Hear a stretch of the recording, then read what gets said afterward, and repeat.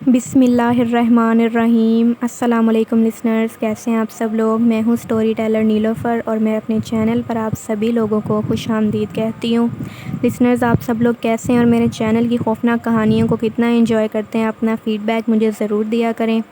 آگے بڑھنے سے پہلے جو میرے چینل پر نیو آئے ہیں وہ میرے چینل کو سبسکرائب کر لیں اور بیل آئیکن کو پریس کر لیں تاکہ میرے ہر آنے والی ویڈیو کی نوٹیفیکیشن آپ لوگوں کو ملتی رہے۔ لسنرز، آج میں آپ لوگوں کے لیے جو خوفناک کہانی لے کر آئی ہوں، جن کی زندگی کی یہ خوفناک کہانی ہے، وہ رشتے میں ہمارے پڑنانا لگتے ہیں۔ اور یہ خوفناک کہانی جو ہے میری ماما نے مجھے بتائی۔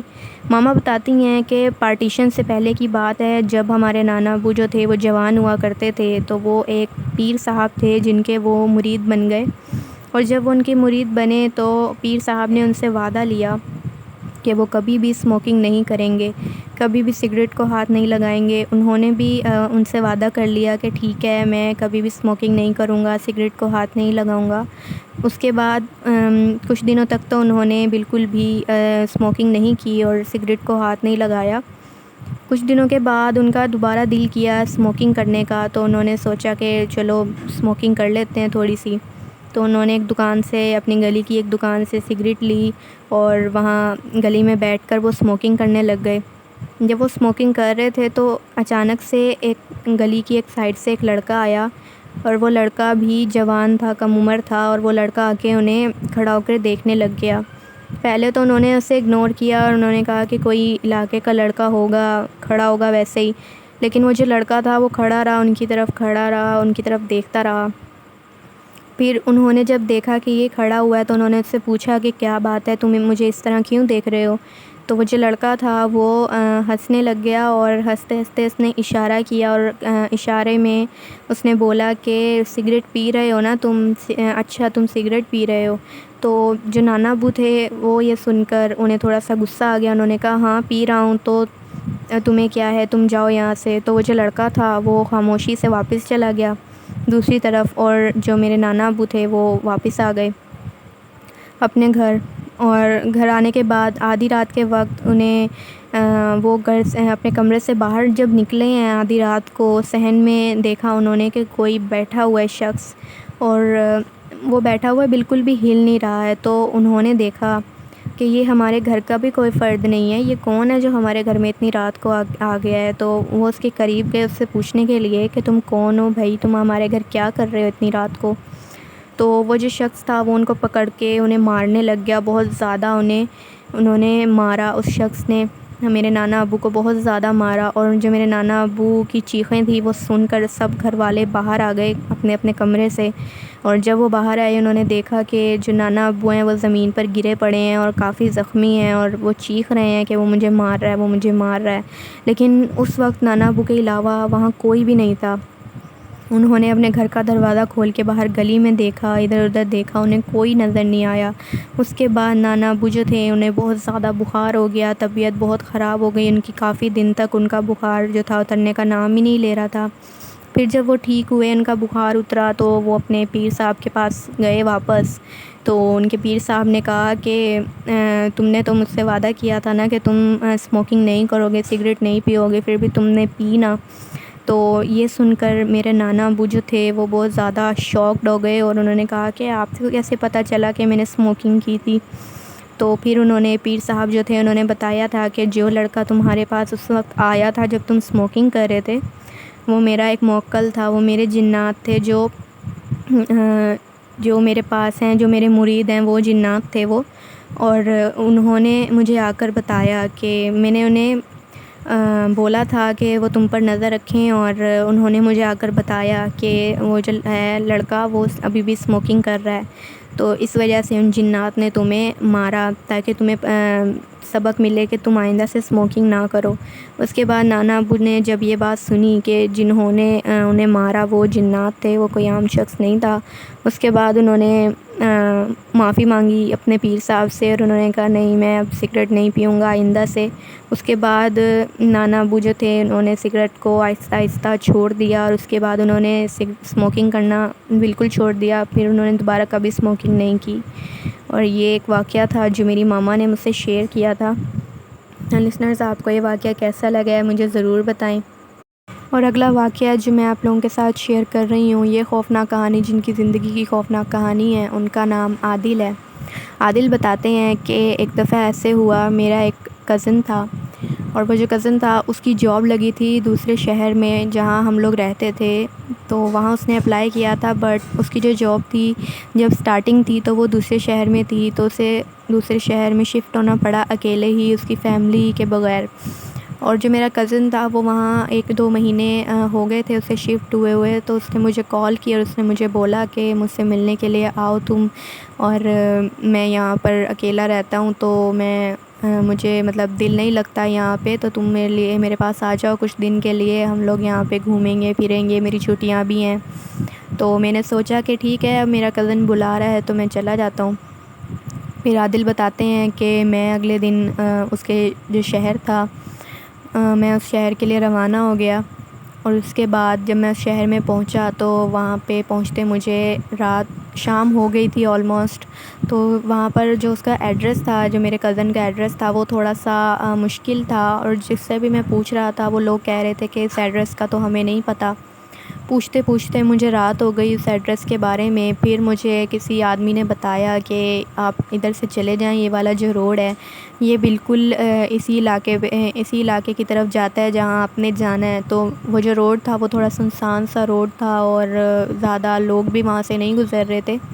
تو میں چلتا گیا اس روڈ پر، اور مجھے پھر بھی یہی ہو رہا تھا کہ شاید اس کو بھی صحیح طرح ایڈریس نہیں پتہ جس نے مجھے بتایا ہے، تو میں کسی اور سے بھی پوچھ لیتا ہوں ایک دفعہ۔ ابھی میں یہ سوچتا ہوا چل ہی رہا تھا، اور میرے آگے پیچھے کوئی بھی نہیں تھا اس وقت، میں صرف اکیلا اس روڈ پہ جا رہا تھا، اور رات ہو چکی تھی۔ تو میں نے اچانک سے دیکھا کہ میرے آگے ایک آدمی ہے جو چلتا ہوا جا رہا ہے، اور اس نے اپنے منہ پر چادر اوڑھی ہوئی ہے، اور آدھا منہ جو ہے اس نے اپنا چھپایا ہوا ہے، اور وہ چلتا ہوا آگے جا رہا ہے۔ اور میں نے پھر اسے آواز دی اور ان سے بولا کہ کیا آپ مجھے یہ ایڈریس بتا سکتے ہیں، مجھے یہاں جانا ہے۔ تو وہ جو آدمی تھا اس نے میری طرف مڑ کے نہیں دیکھا، اس نے وہیں سے اشارہ کیا اپنے ہاتھ سے کہ آگے آؤ۔ جب میں اس کے پاس گیا آگے تو میں نے اس سے پوچھا کہ آپ کو اس ایڈریس کا پتہ ہے، مجھے اس جگہ پر جانا ہے، مجھے کافی لیٹ ہو گئی ہے ویسے بھی، تو اگر آپ بتا دیں گے تو بڑی مہربانی ہوگی۔ وہ جو شخص تھا اس نے کہا کہ میں بھی اسی جگہ پر جا رہا ہوں، تو چلو ہم دونوں ساتھ ساتھ چلتے ہیں۔ تو ہم لوگ جو تھے دونوں ہم لوگ چلنے لگ گئے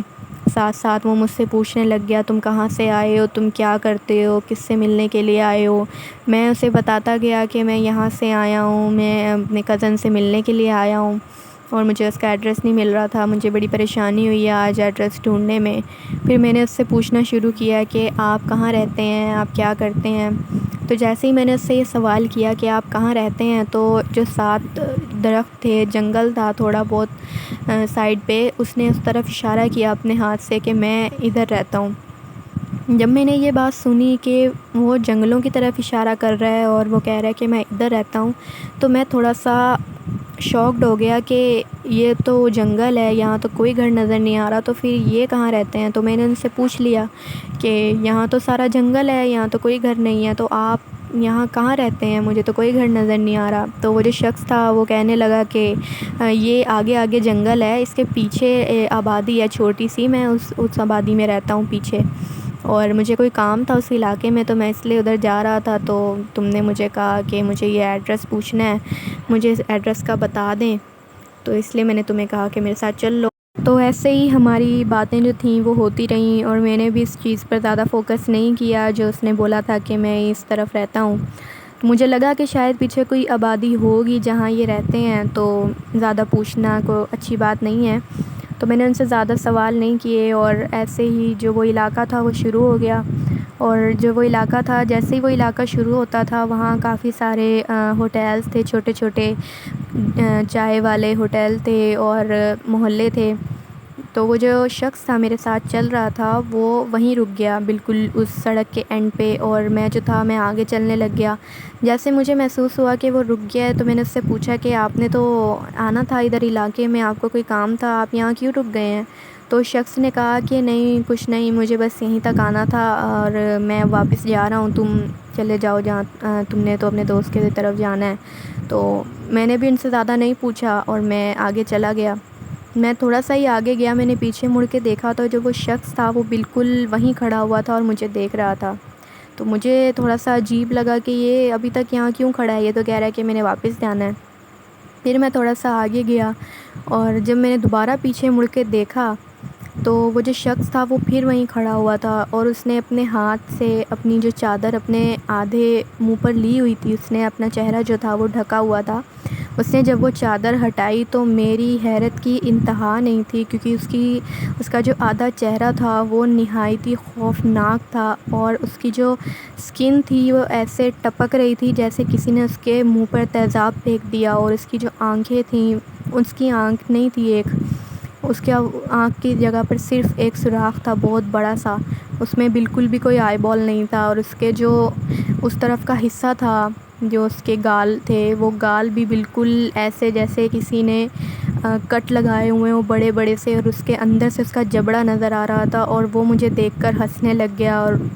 بہت زیادہ خوفناک وہ منظر تھا جو میں دیکھ رہا تھا، اور جیسے ہی میں نے اس شخص کو دیکھا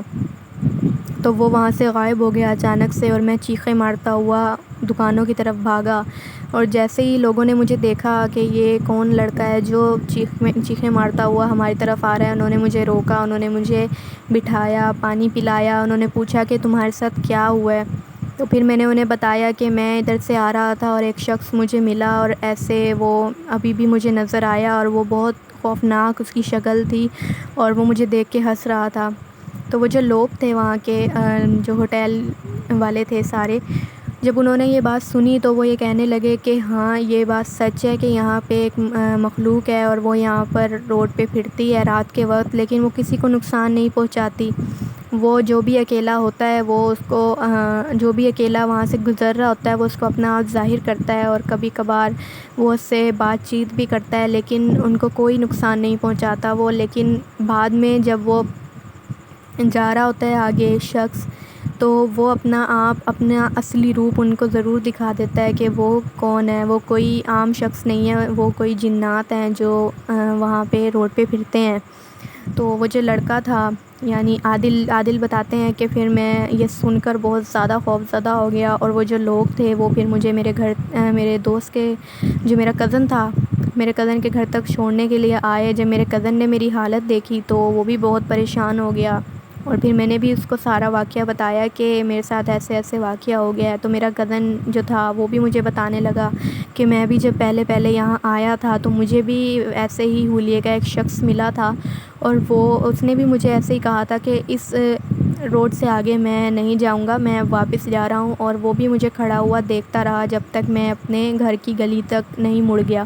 لیکن اس نے مجھے اپنا اصلی روپ ظاہر نہیں کیا، اور آج تمہیں اپنا اصلی روپ اس نے ظاہر کر دیا ہے، لیکن شکر مناؤ کہ اس نے تمہیں کوئی نقصان نہیں پہنچایا۔ اس کے بعد جب میں اس کے گھر رات کو سویا اپنے کزن کے گھر،